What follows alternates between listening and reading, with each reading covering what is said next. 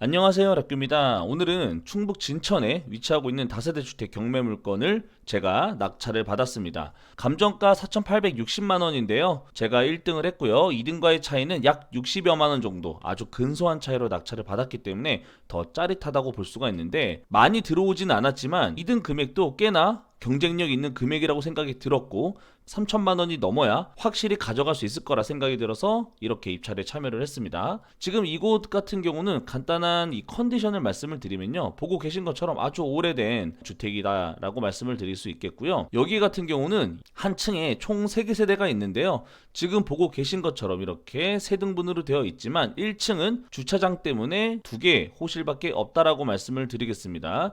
근데 여기 평수를 보시면요, 약 18평 정도 되기 때문에 굉장히 이 내부 공간이 넓다라고 볼 수가 있고, 대지권도 13평이나 되기 때문에 사실상 저는 3천만 원을 주고 토지와 그리고 건물도 샀다고 볼 수가 있고, 이 물건을 왜 입찰을 했는지 한번 제가 말씀을 드리도록 하겠습니다.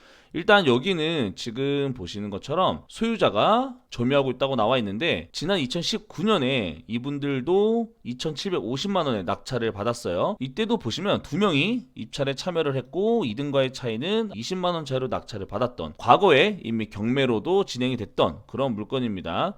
근데 이 물건도 여기서 한 번 더 과거로 들어가면 또 경매로 나왔던 물건이에요. 이 다세대 주택의 102호 물건은 경매로 3번째 주인이 바뀌는 그런 물건이 되겠습니다. 그래서 여기 같은 경우도 약 10년 전에 보시면 10년 전 사진도 지금과는 별반 차이가 없어 보이는 그런 컨디션이 되겠는데요. 지금 같은 경우는 그래도 이때 당시보다는 이런 샤시나 이런 부분에 대해서 훨씬 더 지금이 깨끗하다라고 볼 수가 있기 때문에 지금이 더 컨디션이 저는 좋다고 생각이 들었고, 무엇보다 저렴하다. 이 물건에 대해서 가장 메리트가 있다고 느껴졌던 부분은 바로 이겁니다. 지금 여기 보시면 매매 물건 같은 경우는 굉장히 많이 있다고 볼 수가 있는데, 나와 있는 매물 중에 보시면 4층에 위치하고 있고 원룸 수준의 방이 2,800만 원부터 나와 있다는 거죠. 근데 저는 18평이면서도 1층에 위치한 걸 3천만 원에 낙찰을 받았기 때문에 제 물건을 일반 매물로 만약에 매각을 한다라고 보면요, 지금 저보다 훨씬 더 적은 이런 빌라들이 4천만 원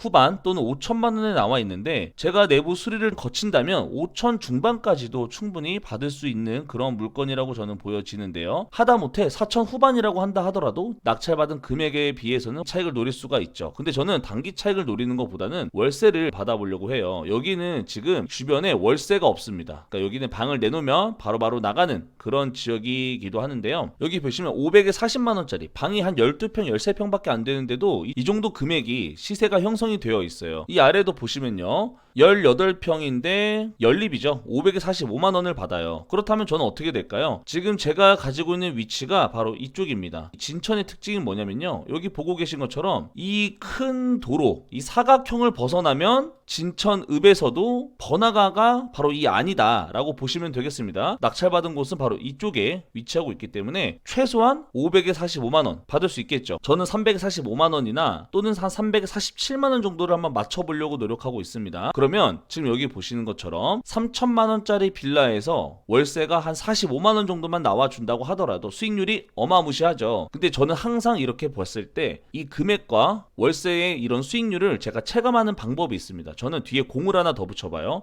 내가 만약에 3억짜리 상가가 있다, 근데 월세를 450 받는다 라고 생각한다면 어떠세요? 괜찮죠? 저는 괜찮다고 생각이 들었습니다. 지금 제가 원룸에서 한 8평짜리 방에서 받고 있는 금액이 30만 원이에요.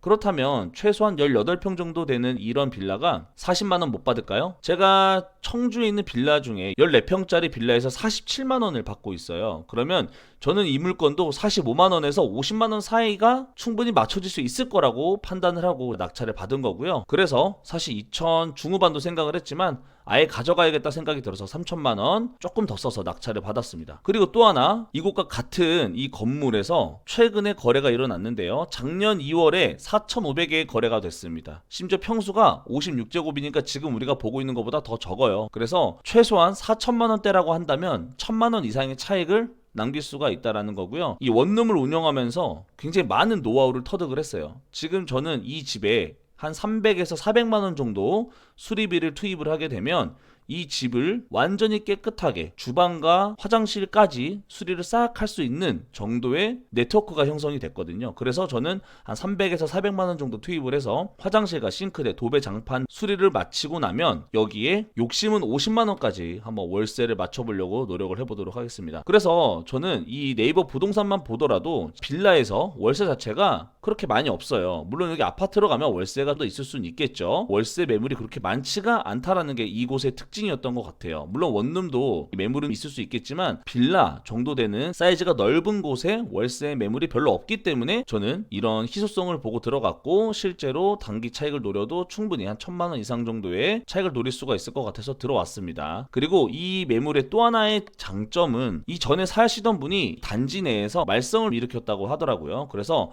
여러 가지 우여곡절 끝에 이 분은 현재 이사를 나간 것으로 최종적으로 확인이 됐기 때문에 명도할 대상이 없어요. 매각 허가 결정문만 떨어진다면 바로 잔금 납부하고 명도 집행 완료하면 최소한 6월 달에는 새로운 임차인이 이 집에 거주하고 있지 않을까라는 상상을 합니다. 그래서 제가 이 3천만 원짜리 빌라에서 월세 45에서 50만 원까지 만드는 과정과 추후 결과까지도 한번 같이 공유해 드릴게요. 앞으로의 영상도 한번 기대해 봐 주시면 감사하겠습니다. 감사합니다.